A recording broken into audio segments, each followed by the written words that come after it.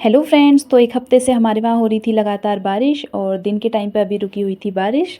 तो हमने देखा बाहर हो रहा था कुछ ऐसा व्यू और चारों तरफ बह रहे थे झरने। ये झरने देखने में तो काफ़ी अच्छे लग रहे थे लेकिन थे उतने ही ज़्यादा डेंजरस।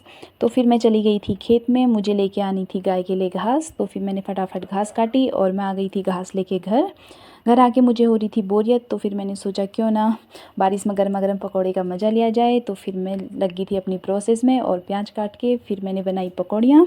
तो पकौड़ियाँ बननी मेरी स्टार्ट हो गई थी। एक तरफ से बन रही थी मेरी पकौड़ी, फिर मैंने बनाई चाय, क्योंकि चाय के बिना पकौड़े रह जाते हैं अधूरे, खास करके मेरे लिए, क्योंकि मैं पीती हूँ बहुत ज़्यादा चाय।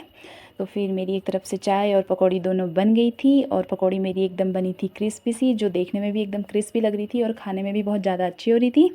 तो फिर मैंने पापा को भी दी चाय और पकौड़ी और मैंने लिया बाहर से मौसम का मज़ा और चाय पकौड़ों का मज़ा। फिर मैंने थोड़ा सा चखाई चाची लोगों को भी पकौड़ी।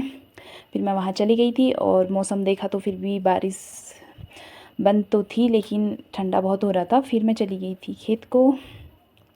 अभी खेत में मैं आ रखी थी मिर्च तोड़ने के लिए, सब्जी के लिए, लेकिन यहाँ पे देखा हमारी ककड़ी की बेल में बहुत सारी ककड़ी लगी हुई थी। ये ककड़ी हमने बोई तो नहीं थी, इसके पेड़ जमे हुए थे खुद ही। तो मैंने इसको चारों तरफ लगा दिया था और फाइनली इसमें ककड़ी हो गई थी और बहुत सारी ककड़ी लगी हुई थी। तो मैं देख रही थी खेत में कितनी ककड़ियाँ लगी थी और मुझे बहुत ज़्यादा खुशी भी हो रही थी कि इतनी सारी ककड़ियाँ लगी है करके। तो फिर ये थी हमारी सारी ककड़ियाँ और फिर मैंने तोड़ी सब्जी के लिए शिमला मिर्च और फिर मिर्च लेके आ गई थी मैं घर को। अब मैंने करनी थी शाम के खाने की तैयारी। तो आज के ब्लॉग को हम यही पेंड करते हैं। वीडियो अच्छी लगी तो लाइक कमेंट शेयर ज़रूर करना। फिर मिलते हैं एक न्यू ब्लॉग के साथ। तब तक के लिए आप भी अपने घरों में स्वस्थ रहिए, व्यस्त रहिए, मस्त रहिए।